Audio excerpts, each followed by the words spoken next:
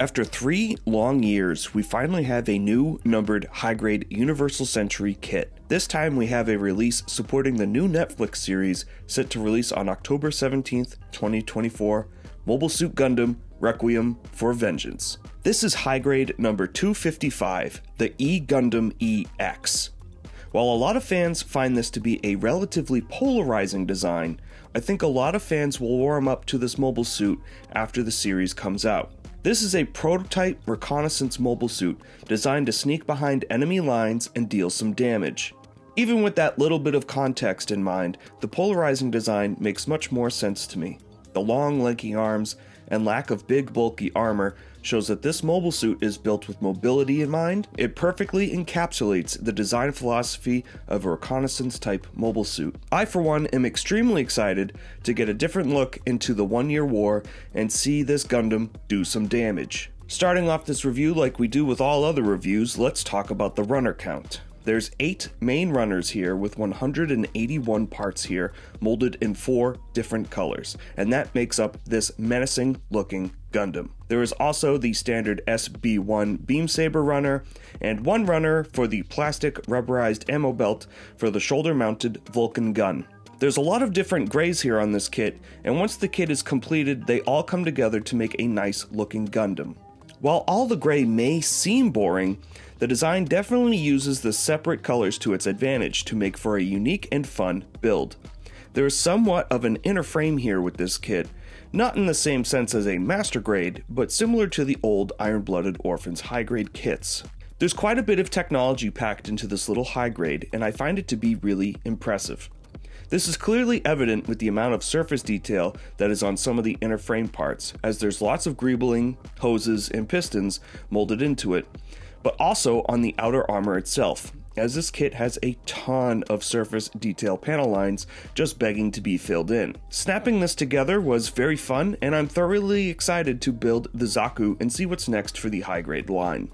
In terms of assembly, there were no parts that really stuck out to me as difficult. There was not a ton of small parts on this build, so everything just went together nice and smoothly. With this being a return to the Universal Century and quite a scaled back design compared to the Seed Freedom kits we've been getting this year, you would think that this kit would have better articulation, so let's see if it actually does. The head is on a swivel joint in the torso and a ball joint in the head. The neck can move forward quite a bit, and the head can look downwards a decent amount before the chin hits the top of the chest. The neck articulation backwards, however, leaves a lot to be desired. The ammo magazine for the Vulcan gun almost immediately prevents the head from looking upwards. The head can look upwards on the ball joint, but that's about all you'll get for the upwards articulation. The head can rotate 360 degrees, going all the way around. The side-to-side tilt on the ball joint will get you about a 20-degree angle in either direction. The torso is where this kit gets a little bizarre. There are 2 ball joint type connections, one at the lower torso into the waist, and one in the center of the abdomen. The lower torso sits inside the waist section. What this does is completely limit the rotation of the torso. You can maybe get a 5-degree rotation at the waist, which by today's standards is honestly pretty poor. Even some of the Seed Freedom kits were able to pull off a full 360-degree rotation in the waist. The abdomen does have a decent ab crunch, netting a 25-degree downward crunch. There is no backwards lean with this articulation. The abdomen can lean side to side at about 10 degrees, which isn't bad considering how busy this design is. The skirt armor is all separated and can open up to 90 degrees, making it easier for the legs to have a high range of articulation. The thigh to waist connection is on a double swivel. This allows the leg to drop down quite a bit from the waist, allowing the leg to clear any obstruction caused by the skirt armor. The leg can kick up forward 90 degrees and all the way backwards 90 degrees. The upper thigh is on a swivel peg, but the articulation is quite limited because of the upper thigh armor. There is a swivel joint in the upper thigh, allowing for a full 90-degree split. It's a little tight for the thigh armor as it touches the waist, so look out for that if you plan on doing a painted build. The knee is double jointed, allowing for a fair leg bend, but the larger calf armor prevents the leg from having a really good leg bend, really only getting you about a 35-degree bend on the lower joint. There is a rear flap behind the foot that has some good articulation, and the shin armor can swivel up and down a fair amount. The foot can't lean back super far. It is quite limited by the rear armor on the Achilles, not even by the rear armor foot flap. The foot can lean forward a lot, which is good for kneeling and sniping types of poses. The foot can also swivel left and right at 45 degrees. The legs do have a decent bit of articulation, mostly being limited by unique armor and design of the mobile suit itself. The arms are on a swivel joint in the torso and a ball joint on the shoulder armor. The armpit can swivel out a respectable amount, giving the Gundam plenty of outward reach. The shoulder can swivel a full 360 degrees all the way around for some windmill type punches.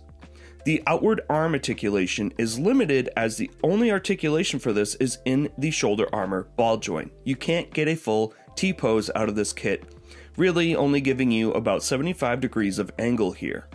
There is a 360 degree swivel at the bicep and a double joint on the elbow, but again, with the unique design, the armor gets in the way, preventing you from doing a full bicep curl. To compensate for this, the wrist is also on a swivel that can move upwards, allowing you to get a sort of full curl to the end of the entire arm joint. This wrist can swivel and move downwards too, which is great for some beam saber poses. The hand is on a peg joint, so it can only swivel 360 degrees around. This is atypical, as usually the hands are on a ball joint. I find it interesting that Bandai went this route with the hands on this kit, and I suspect that's because the wrist swivel is there, and that's part of the main forearm design. Similar to the legs, there's some good articulation here on the arms, even if it's slightly limited based on the design itself, most notably in the shoulder raise articulation. The backpack can be removed, but the gun will have to come with it. The backpack has the verniers and magazine for the Vulcan gun, while the beam saber rack is on a separate peg. The Vulcan gun is also on a separate rack, but because of the ammo belt, if you take the backpack off, the Vulcan gun comes with it. Starting with the Vulcan gun, it has up and down articulation as well as a decent left to right swivel, so you can get some decent articulation out of this Vulcan gun. The most limiting thing about the gun is the ammo belt.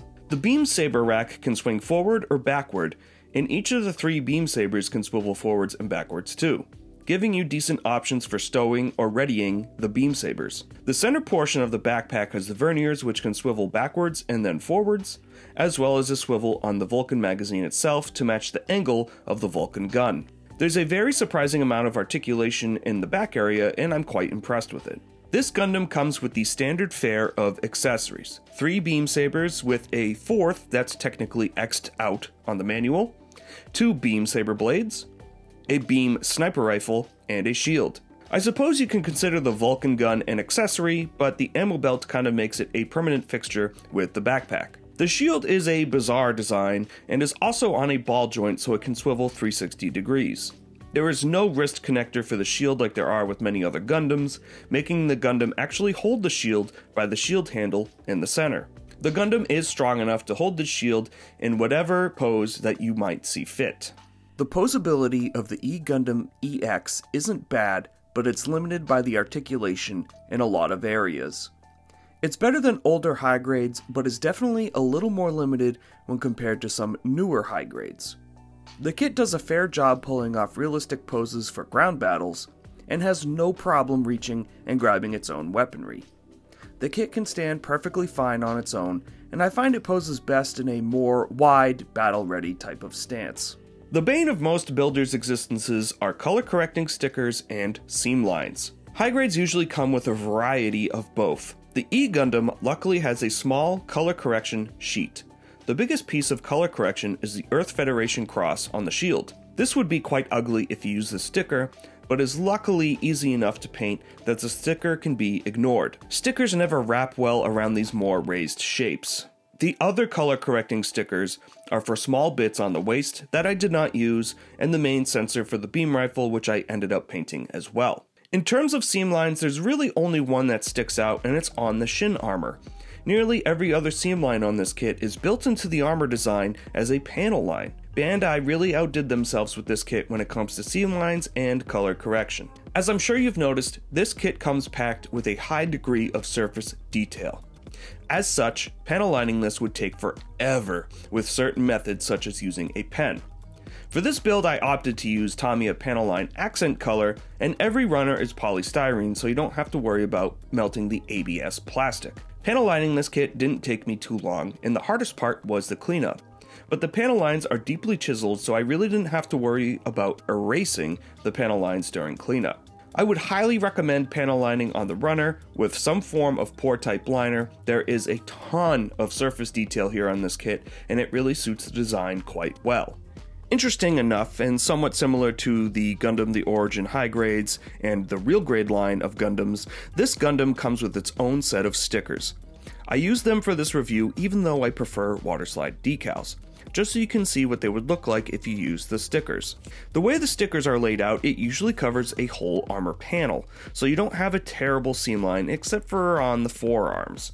Seeing as this kit was going for a more realistic look anyways, I gave the kit a decent weathering job to help hide these stickers, and I think it came out pretty good. These stickers are for aesthetics and really help bring the kit more to life. You can build the kit without them, but I think it makes the design look a little naked, so definitely something you'll want to add or wait for water slides on. Nub marks on this kit were pretty decent. They're well hidden and don't really show up even when using the two-cut method. I believe the most noticeable nub mark on this kit is on the red portion of the feet, and that's mainly because the gate is quite thick. Beyond that, I can't really think of many that stick out like that, and this is almost a perfect straight build out of the box. Minimal nubs, minimal seam lines, and small amounts of color correction really go a long way. My final verdict. While the articulation can leave a little bit to be desired when compared to other releases we've gotten this year, this kit does a fantastic job of taking the Gundam design and bringing it to a highly detailed, realistic aesthetic. This may not be everyone's cup of tea, but I'm a big fan of variety, so this gets a big plus in my book. The panel lining was an enjoyable and, dare I say, fun experience. The amount of surface detail and greebling was just begging to be painted, and to add those extra small details to this build. As you can see with the build on screen, this was not an out-of-the-box build for me. As I was driving home very excited that I got this kit early, my mind was swimming with ideas. I snapped the inner frame up first and dry brushed it with metallic silver. Then I added the armor bits and added dirt, grime, and chipping to the kit. This was a design that takes a lot of inspiration from more military types of models, such as a World War II Sherman or Tiger tank, with the little rivets and panels throughout. It didn't feel right to leave it as a clean build. I really enjoyed my time with this kit, and I think it looks even better if you put a lot of time and effort into making this a realistic looking war machine that's seen its time on the battlefield. This isn't Bandai's best high grade of all time, but its uniqueness and realistic design has a lot of charm and will even introduce a lot of builders to something a little more different than the typical high grade build. And for that, I give this E Gundam EX a lot of props. It was a blast to branch out and build something a little different. I would recommend this kit to anyone who's a little bit tired of the typical Bandai high grade and is looking to change up their builds, or maybe trying to learn a different technique, or maybe someone who wanted to try weathering out. I'm very excited to have this opportunity to get this review out to you all on time and a little bit early. I hope you're willing to look past this particular Gundam's lanky design and build something a little different. Thank you so much for watching. As always, your likes, comments, and subscriptions mean the world to me, and I can't thank you all enough for the support. That's going to do it for me in the E Gundam EX. I hope to see you in the next video, and until then, stay safe, have fun, and happy building.